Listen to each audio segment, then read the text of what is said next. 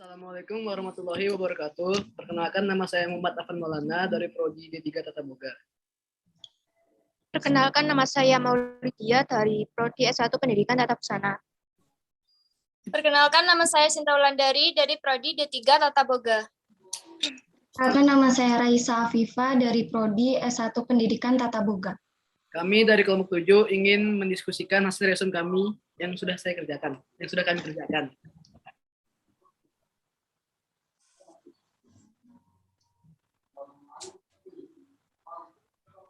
Dengan tema kedudukan manusia dalam pendidikan Islam. Pendahuluan.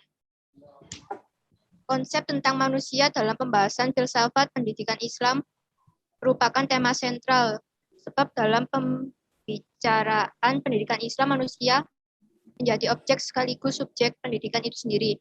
Peran manusia dalam menggali pengetahuan berguna untuk kepentingan kemakmuran manusia itu sendiri, beserta alam yang menjadi tempat amalannya. A. Hakikat manusia. Menurut Islam, manusia terdiri atas dua aspek, yaitu satu aspek material atau jasmania. Manusia berasal dari benda padat berupa tanah kasar atau turab. Hal ini sebagaimana dijelaskan dalam surat Ali Imran juz 3 ayat 59, yaitu sesungguhnya misal penciptaan Isa di sisi Allah adalah seperti penciptaan Adam. Allah menciptakan Adam dari tanah, kemudian Allah berfirman kepadanya, jadilah seorang manusia, maka jadilah dia.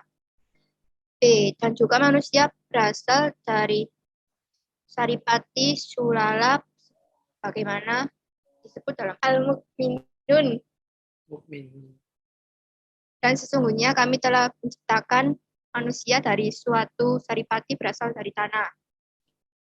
2. Aspek immaterial atau kerohanian. Aspek kerohanian manusia terlihat dari aktivitas jasanianya. Menurut Imam Ghazali, aspek immaterial manusia terdiri atas pertama, ruh berupa daya manusia mengenal dirinya, mengenal Tuhannya, kemampuan mempelajari ilmu pengetahuan, kepribadiannya, akhlaknya, dan sebagai penggerak dalam aktivitas ibadah pada Tuhan.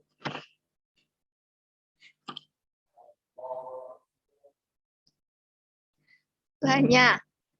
Kedua, nafs berupa panas alami yang ada pada pembuluh nadi, otot, syaraf, tanda kehidupan, dan nyawa. B. Proses kejadian manusia. Islam juga menjelaskan secara detail bagaimana proses kejadian manusia. Manusia diciptakan dari tanah dengan keadaan bermacam-macam istilah, yaitu turab atau tanah, syal-syal atau tanah kering, hamain atau lumpur hitam, tin atau tanah kering, dan lain-lain. Ini menunjukkan bahwa fisik manusia berasal dari macam-macam bahan yang ada di tanah. Selain itu, dari penjelasan tersebut, kita dapat mengambil kesimpulan bahwa manusia dalam pendidikan Islam juga dapat berupa objek. Yang manusia dalam pendidikan Islam juga dapat berupa objek yang mana biasa kita jadikan pelajaran dari proses kejadian manusia. 1. Keistimewaan manusia dari makhluk lain. Manusia sebagai ciptaan yang tertinggi dan terbaik. B. Manusia dimuliakan dan diistimewakan Allah. C. Mendapat tugas mengabdi dengan mendapat sebutan hamba Allah. 2. Penggolongan manusia. A menurut surat Al-Fatihah, yang pertama, yang diberi nikmat dan petunjuk, yang dimurkai Tuhan, yang sesat, kafirin, yang kelima, munafikin. C. Sifat-sifat manusia. Sebelum membahas tentang sifat-sifat manusia, terlebih dahulu kita perlu membahas tentang potensi fitrah manusia. Kata fitrah berasal dari bahasa Arab yang berarti ciptaan dan buatan yang tidak pernah ada sebelumnya, atau dapat juga diartikan sifat pembawaan yang tidak ada sejak lahir, atau berarti sifat alami manusia.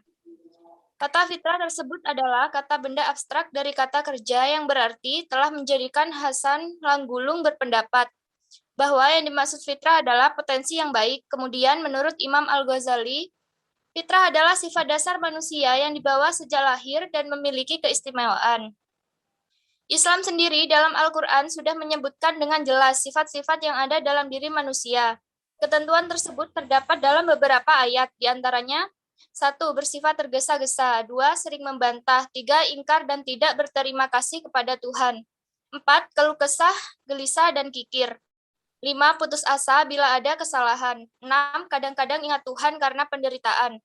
D. Manusia sebagai elemen utama dalam pendidikan Islam. Berbicara tentang pendidikan tidak bisa dilepaskan dari kajian tentang hakikat manusia, karena manusia adalah pelaku dari pendidikan itu sendiri, baik sebagai pendidik, anak didik, dan tenaga kependidikan. Objek material dalam ilmu pendidikan Islam adalah manusia dengan berbagai potensi yang dimiliki, sebagai subjek objek didik, untuk menumbuh kembangkan potensi manusia dengan menjadikan Islam sebagai materi yang akan didirikan melalui aktivitas pendidikan, sehingga dapat mempengaruhi pola perkembangan dan pertumbuhan manusia sebagai subjek objek didik. Tanpa pendidikan normatif, maka potensi manusia tidak dapat berkembang selayaknya manusia pada umumnya.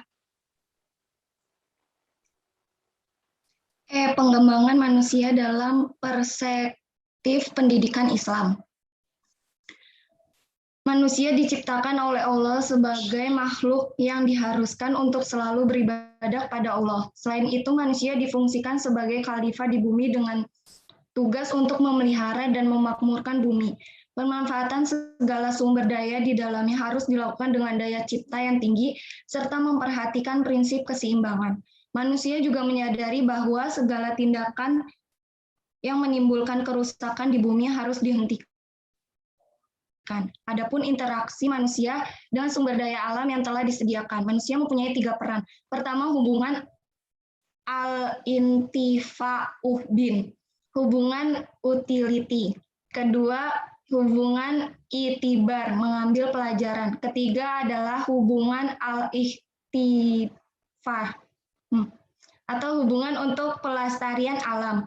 Jika melihat banyaknya ragam fasilitas yang disediakan Allah untuk manusia sebagai bekal menjalankan misi khalifah di muka bumi, maka kemudian ada potensi yang melekat pada manusia yang perlu dikembangkan agar manusia bisa membangun kehidupan yang sebagaimana firman Allah dalam Al-Quran 5156, yaitu, "Aku tidak menciptakan jin dan manusia, melainkan supaya mereka mengabdi kepadaku."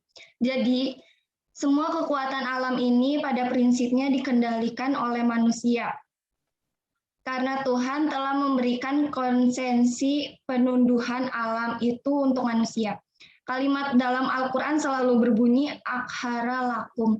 Dari sini bisa ditarik makna sekunder dari takdir, berarti penyediaan, yakni penyediaan alam untuk kehidupan manusia. Oleh sebab itu, konsekuensinya jika Allah memiliki sifat maha kuasa, maka pada diri manusia terdapat sifat kuasa. Jika Allah maha pencipta, maka manusia memiliki daya kreatif untuk membangun kehidupan yang lebih bermanfaat. Dengan demikian, jika Allah bersifat maha memiliki segala kekuasaan, maka manusia memiliki daya kemampuan menguasai alam untuk kepentingan dirinya. Dengan demikian, pendidikan Islam berperan menjadi instrumen penting yang membimbing dan mengarahkan manusia agar mampu mengembangkan amanah dari Allah, baik sebagai hamba Allah maupun sebagai mandataris Tuhan, meliputi segala aspek tugas kekhalifahan. Karena hanya dengan pendidikan Islam, manusia bisa berkembang dengan sempurna sesuai fitrahnya. Kesimpulannya,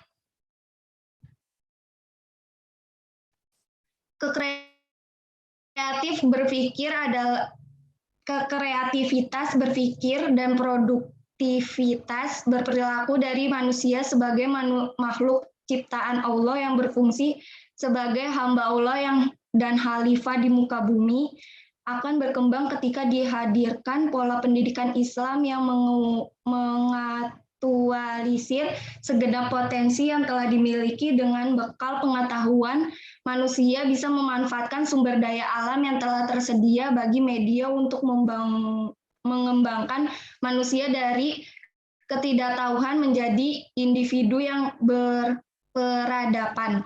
Tentunya untuk merealisasi hal tersebut sangat perlu menjadikan pendidikan Islam sebagai landasan.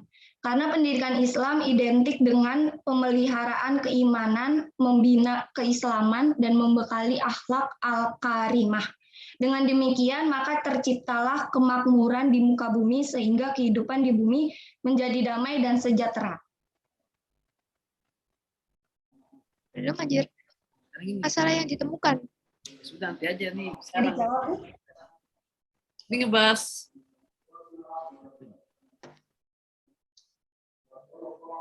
kedudukan manusia dalam pendidikan Islam.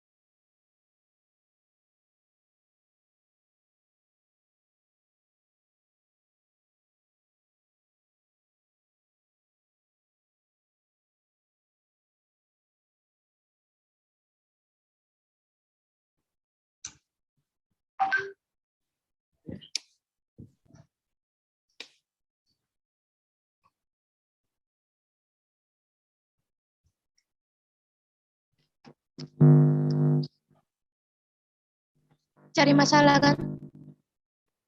Dia nyari masalah.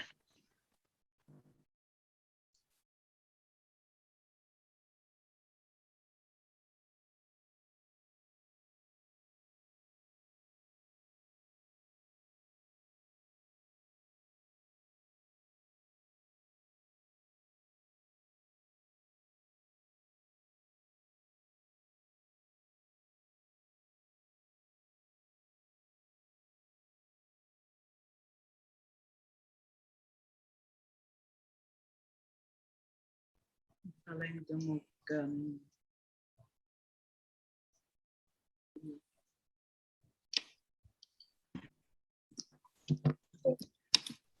Aku ya. Apa? Masalah yang ditemukan yaitu dalam pendahuluan dijelaskan bahwa peran manusia dalam menggali pengetahuan berguna untuk kemakmuran manusia beserta alam. Namun masih banyak pula manusia dalam kerusakan alam seperti menggunakan air berlebihan, sedangkan banyak negara yang susah mendapatkan air bersih. Lalu penggunaan listrik yang berlebihan dan pembuangan sampah di sungai.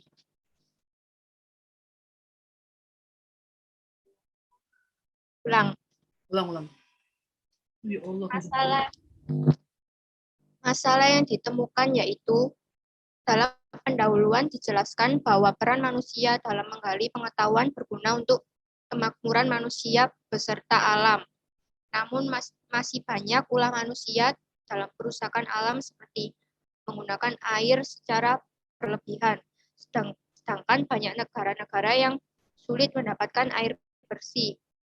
penggunaan listrik yang berlebihan dan pembuangan sampah di sungai, sehingga mencemari lingkungan.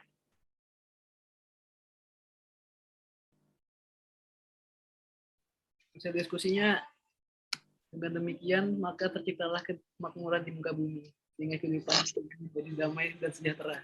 Wassalamualaikum warahmatullahi wabarakatuh.